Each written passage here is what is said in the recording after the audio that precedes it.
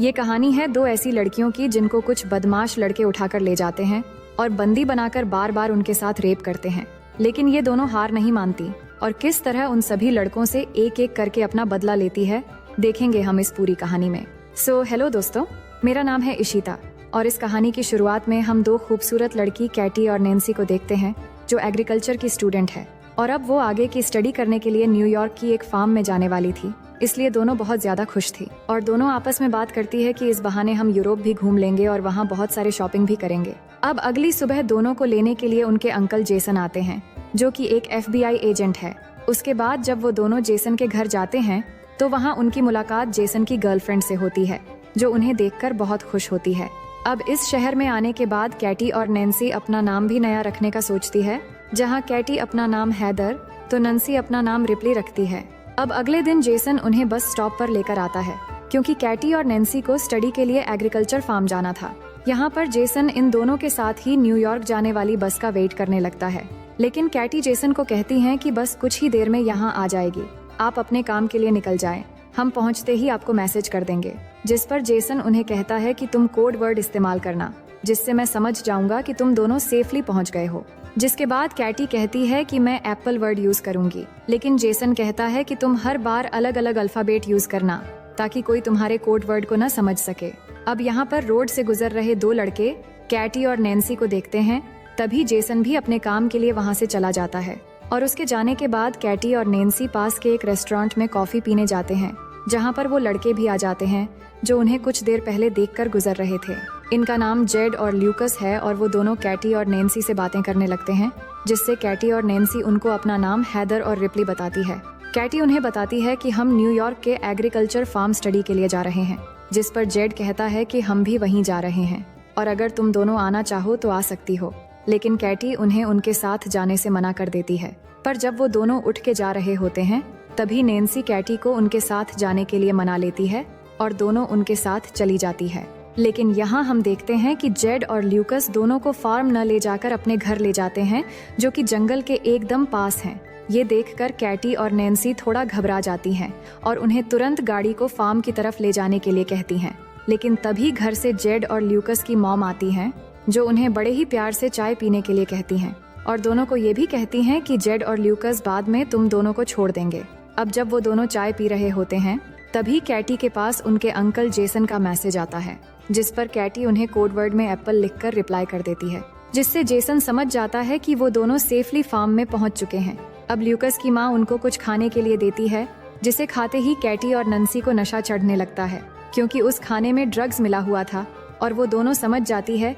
कि उनके साथ कुछ गलत किया जा रहा है। जिसके बाद वो दोनों वहाँ से भागने की कोशिश करने लगती है, लेकिन थोड़ी दूर जाकर वो बेहोश हो जाती है, जिसके बाद जेड और ल्यूकस आकर उन्हें उठाकर वापस अपने घर में ले आते हैं। अब अगले दिन जब उन्हें होश आता है तो वो दोनों खुद को एक जंगल में पाती है और उनके हाथ लोहे की जंजीरों से बंधे हुए थे। ये देखकर दोनों बहुत ज्यादा डर जाती है और हेल्प के लिए चिल्लाने लगती है। तभी वहाँ जेड आता है और उन्हें बताता है कि तुम जंगल की एक ऐसी जगह पर हो जहाँ दूर दूर तक कोई भी इंसान नहीं है, इसलिए तुम्हारे चिल्लाने का कोई फायदा नहीं है। अब कुछ देर बाद वहाँ बोरिस नाम का एक आदमी आता है जो कैटी को उसका फोन दिखाता है और कहता है कि तुम्हारे फोन पर किसी जेसन नाम के आदमी ने मैसेज किया है, जिसे तुमने पिछली बार मैसेज में एप्पल लिखकर भेजा था। वो दोनों से इसका मतलब पूछने लगता है, जिस पर कैटी बताती है कि एप्पल एक कोड वर्ड है जिसका मतलब है कि हम दोनों सेफ हैं। इसके बाद बोरिस जेसन को रिप्लाई करता हुआ लिखता है कि सब कुछ ठीक है और साथ में कोड वर्ड एप्पल भी लिख देता है।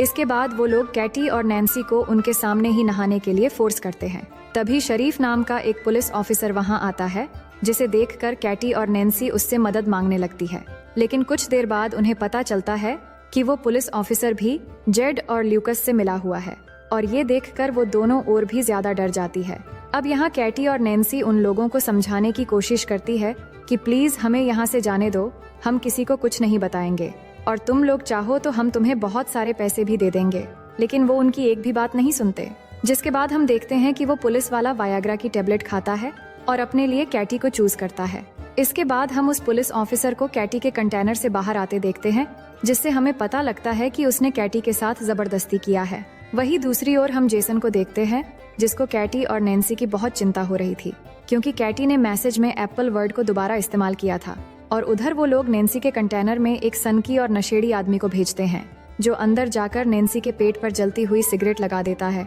और वो जोर जोर से चीखने चिल्लाने लगती है और उसके बाद वो नैन्सी के साथ जबरदस्ती करता है। यहाँ पर ये सभी लोग हैवानियत की सारी हदें पार कर चुके थे। असल में ये लोग कैटी और नैन्सी से जबरदस्ती धंधा करवा रहे थे। वहीं जेसन कैटी और नैन्सी के बारे में पता लगाने के लिए न्यूयॉर्क एग्रीकल्चर फार्म में कॉल करता है, तो उसे पता लगता है कि वो दोनों एक बार भी यहाँ नहीं आए, जिससे जेसन समझ जाता है कि वो दोनों किसी बड़ी मुसीबत में है, इसलिए वो तुरंत उन्हें ढूंढने के लिए निकल जाता है। वहीं कैटी और नैन्सी के साथ और भी ज्यादा बुरा हो रहा था, क्योंकि अब जो अगला कस्टमर था उसके आने से पहले जेड और ल्यूकस दोनों लड़कियों के मुंह पर मास्क पहना देते हैं और वो कस्टमर भी एक पिग वाला मास्क पहन लेता है। इसके बाद जेड और ल्यूकस उस कस्टमर को कैटी और नैन्सी के चेहरे से मास्क उतारकर उनके चेहरे दिखाता है, जिससे दोनों लड़कियां उस पिग मास्क वाले आदमी को देखकर और भी ज्यादा डर जाती हैं और जोर जोर से चिल्लाने लगती है। जिसके बाद वो आदमी नैन्सी को चूज करता है और उसे कंटेनर में ले जाकर उसके साथ जबरदस्ती करता है। अब उसके जाने के बाद जब कैटी नैन्सी के पास जाती है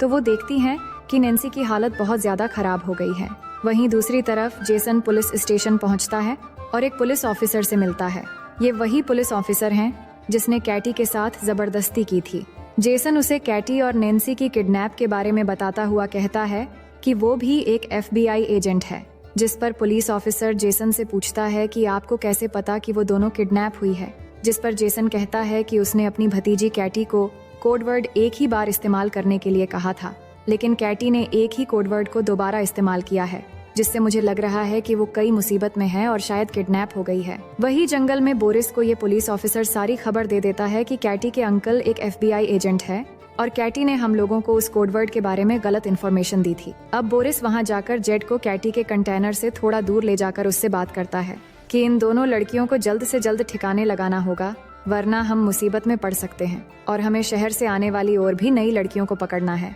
वहीं कैटी अपने कंटेनर के पास खड़ी होकर चुपके से उनकी सारी बातें सुन रही थीं। इसके बाद बोरिस कैटी के कंटेनर में जाकर उससे जबरदस्ती करता है। वहीं दूसरी ओर जेसन भी वही रेस्टोरेंट पहुंचता है जहां पर कैटी और नैन्सी को वो दोनों लड़के मिले थे और वहां काम कर रहे एक आदमी से कैटी और नैन्सी के बारे में पूछता है, जिससे वो आदमी बोरिस की गाड़ी के बारे में बता देता है। अब अगले दिन कैटी नैन्सी को बताती है कि ये लोग हमें मारने की प्लानिंग कर रहे हैं। तभी वहाँ जेड और बोरिस उसी नशेड़ी आदमी को अपने साथ लेकर आते हैं जिसने कैटी के साथ जबरदस्ती की थी और उसको कहते हैं कि हम दोनों जल्द ही वापस आ रहे हैं, तब तक तुम दोनों लड़कियों पर कड़ी नजर रखना ताकि ये कहीं भाग न जाए। अब उनके वहाँ से जाते ही कैटी उस नशेड़ी को अपनी ओर अट्रैक्ट करने लगती है और उसे अपने साथ इंटीमेट होने के लिए उकसाती है और ऐसा करते हुए जैसे ही वो उस नशेड़ी के करीब जाती है तो वो उसके गले पर जोर से काट देती है, जिससे उसके गले से खून निकलने लगता है और वहीं पर उस नशेड़ी की मौत हो जाती है। इसके बाद वो दोनों अपनी हथकड़ियां खोलकर वहाँ पर छुप जाती है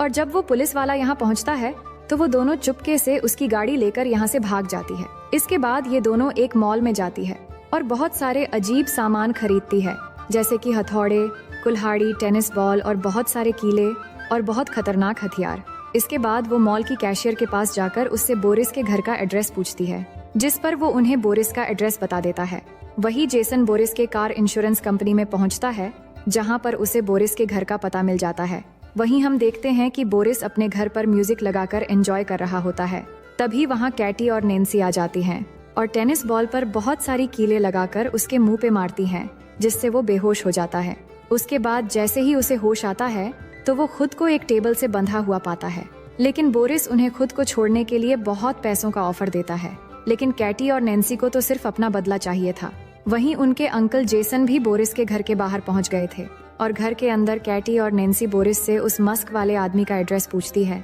जिससे बोरिस उन्हें एड्रेस बता देता है। इसके बाद वो दोनों उसके पिछवाड़े में कीलों से भरा हुआ एक बेसबॉल घुसा देती है, जिससे वो जोर जोर से चिल्लाने लगता है और ये आवाज सुनकर